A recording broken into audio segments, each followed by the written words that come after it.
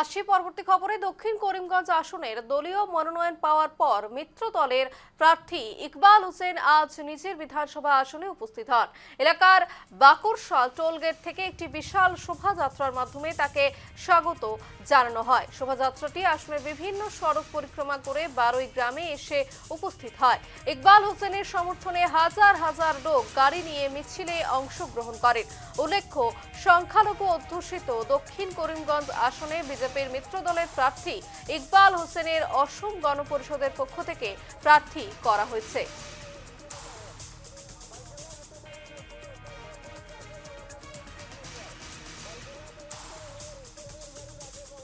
খবর সম্পর্কে বিস্তারিত জানবো। এই মুহূর্তে আমাদের সঙ্গে সরাসরি রয়েছে আমাদের প্রতিনিধি অসীম দেব। অসীম, করিমগঞ্জের যে ছবিটা ধরা পড়ছে সেখানে হাজার হাজার কর্মী সমর্থকদের সমর্থন এবং স্বাগত জানাচ্ছে তাদের প্রার্থী ইকবাল হোসেনকে, সেই ছবি ধরা পড়েছে। এই মুহূর্তের কি আপডেট?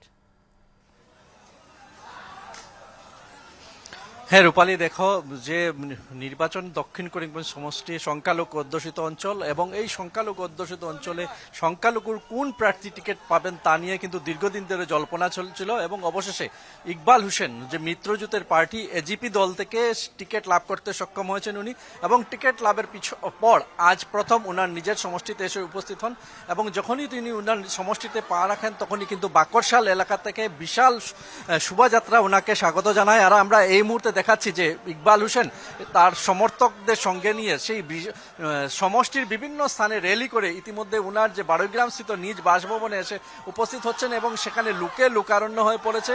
একটি হুডকুলা গাড়িতে ইকবাল হোসেন শ্রীভূমি অর্থাৎ জেলার দক্ষিণ করিমগঞ্জ বিধানসভা সমষ্টি যে ছিল সেই দক্ষিণ করিমগঞ্জের বিধানসভা সমষ্টির নিজের বাসভবনে এসে উপস্থিত হয়েছেন এবং আজ সেই বাকরশাল থেকে উনি র্যালি করে দেখা গেছে যে হুডকুলা গাড়িতে র্যালি করে এসে উপস্থিত হয়েছেন এবং এই মুহূর্তে লোকারণ্য হয়ে পড়েছি।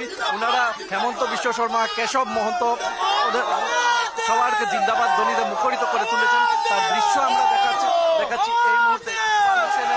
ইকবাল হোসেনের সমর্থকরা এই মুহূর্তে সেখানে এসে উপস্থিত হয়েছেন। কিভাবে উনাকে এই হুডকুলা গাড়ি করে উনাকে স্বাগত জানা হচ্ছে আমরা তার দৃশ্য দেখাচ্ছি।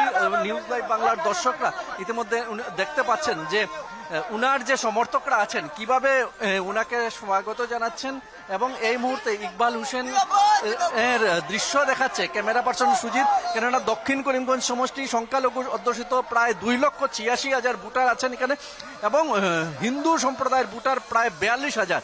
সুতরাং দক্ষিণ করিমগঞ্জে সংখ্যালঘু সম্প্রদায়ের মানুষরা সেই আসন টিকিট লাভের জন্য কিন্তু জোর প্রস্তুতি চালিয়েছিল এবং এই মুহূর্তে আমরা দেখছি যে দক্ষিণ করিমগঞ্জের আসনে ইকবাল হোসেন উনি সেই টিকিট লাভ করতে সক্ষম হয়েছেন এবং সক্ষম হওয়ার পর কিন্তু উনার সমর্থকরা এই মুহূর্তে সেখানে এসে উপস্থিত হয়েছেন এবং আমরা দেখতে পাচ্ছি যে উনি নামার পর দক্ষিণ করিমগঞ্জ আসনে আসার পর সমর্থকরা কিভাবে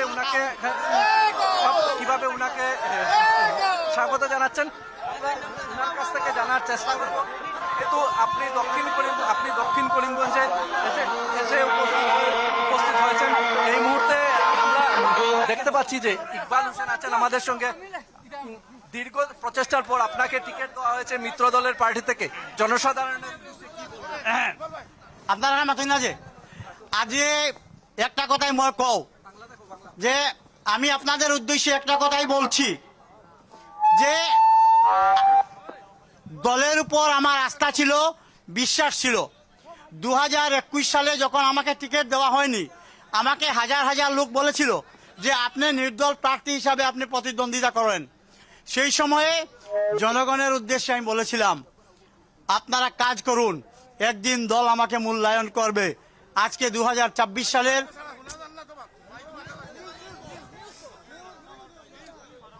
বিধানসভা নির্বাচনে আজকে দল আমাকে প্রার্থী করেছে, সেই জন্য আমি অত্যন্ত খুশি।